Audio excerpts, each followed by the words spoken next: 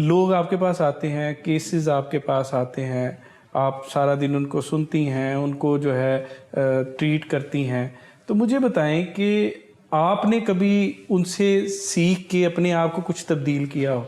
बिल्कुल, मेरे क्लाइंट्स मुझे बहुत सिखाते हैं।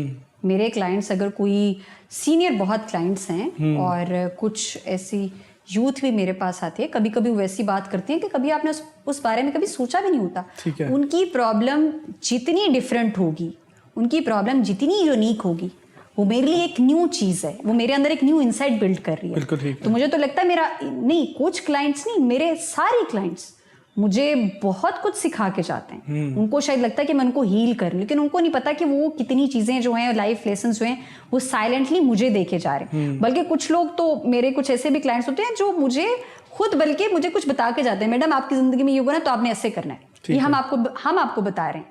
तो ये तो बड़ा ज़रूरी है कि, और जब स्पेशली जब आपके क्लाइंट्स आपको फीडबैक देके जाते हैं, वो एक बहुत मैटर करता है आपकी लाइफ में, कि मेरा जो क्लाइंट मुझे फीडबैक दे। अभी कल परसों मेरा एक क्लाइंट है, वो क्वेटा से आया है, क्वेटा से लाहौर आया है। तो मैंने उसको बोला कि आप ऑनलाइन सेशन लें, उसने कहा नहीं, पहले 2 सेशन मैंने आपसे फिजिकल लेने। ठीक है। और उसकी हिस्ट्री पिछले 25 साल की हिस्ट्री है, जो उसका एक डिसऑर्डर है, और उसके ऊपर इतने साइकियाट्रिस्ट के प्रिस्क्रिप्शंस, इतने साइकोलॉजिस्ट की, वो सारी फाइल पढ़ते पढ़ते मैं थक चुकी थी कि इतना 25 साल की उसकी वो हिस्ट्री थी। अब उसको चाहिए क्या था जो मैंने उसको दिया? वो थी एक होप कि अगर मेरे पास कोई मेरा क्लाइंट आया है तो मैंने उसको फौरी तौर पे ये नहीं कह देना कि नहीं 25 साल की हिस्ट्री है तो ये करो, तो ऐसे नहीं हुआ तो वैसे।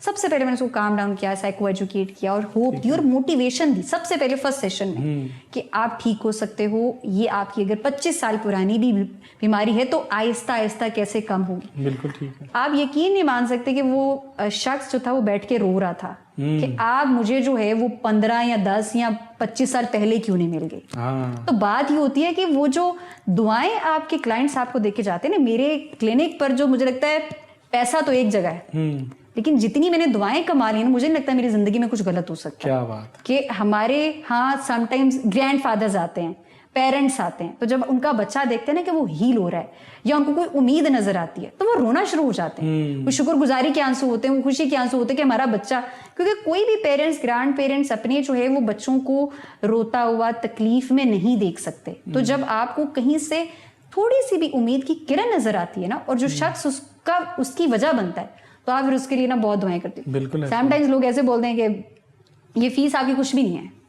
जो आपने हमें दिया है जिस टाइम से, जिस प्यार मोहब्बत से।